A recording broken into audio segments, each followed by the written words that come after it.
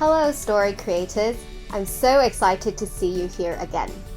I enjoyed myself so much as I was reading through some of the winning entries in the Kids4Kids Treasury. These creative and inspiring stories are also accompanied by some beautiful and colorful illustrations. And guess what? We will have loads of fun today as we begin to illustrate your story.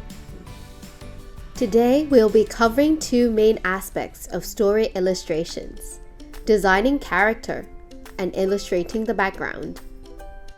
Before we start, I would like to ask you a question. Do you have a favorite actor or actress? Who is he or she? And what do you like about this person? Well, my favorite actress is Emma Watson. She became famous after playing the role as Hermione Granger in the Harry Potter film series.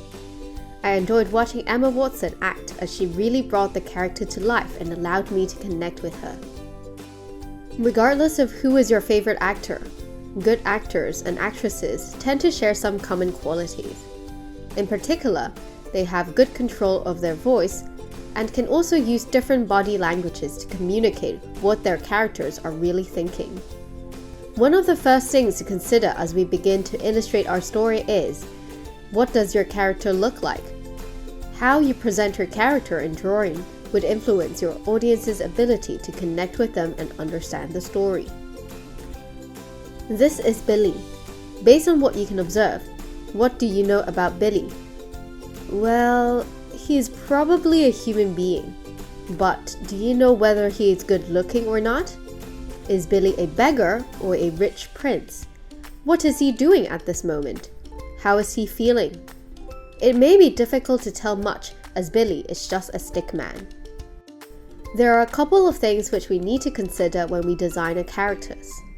Firstly, your character's outward appearance.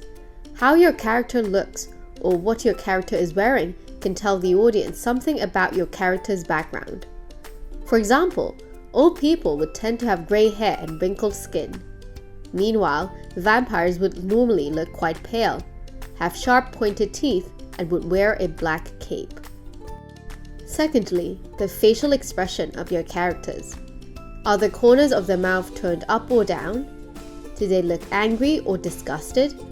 What about their eyebrows? As humans, we have the ability to recognize and process facial expressions. The facial expressions of your characters in drawing is key to bringing your characters to life and helps your audience better understand the emotions of your characters or what they are feeling. Finally, you would need to consider the body language of your characters. The positioning of your character's arms and legs would inform the audience of what your character is doing. As you are illustrating, you may need to imagine how would your character look like when he is running, sitting down, or trying to catch a ball. More subtle gestures may also give a hint as to your character's inner thoughts or feelings. For example, when you see someone crossing their arms in front of their chest, you would normally be able to tell that they are either angry or displeased. And guess what? Not only human characters can display facial expressions or have different body language. Other non-human characters, such as animals or even fictional characters like aliens or monsters, can have different facial expressions or body positioning at different points in the story.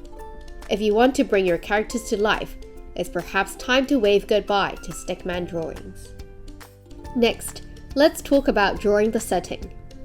We have previously mentioned in episode 1 that the setting forms an indispensable part of the story.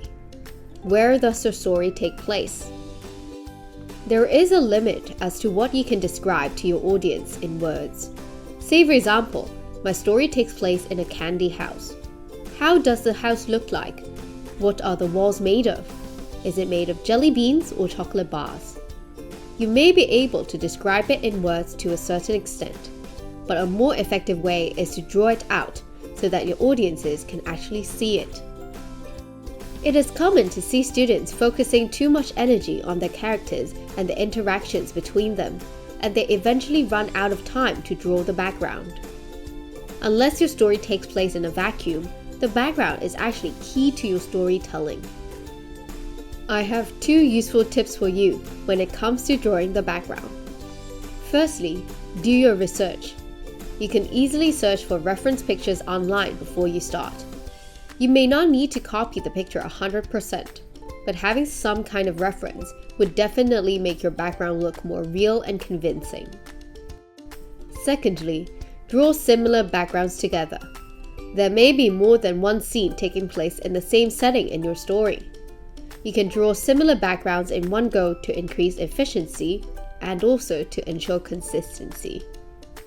Finally, I would like to mention a few points about coloring.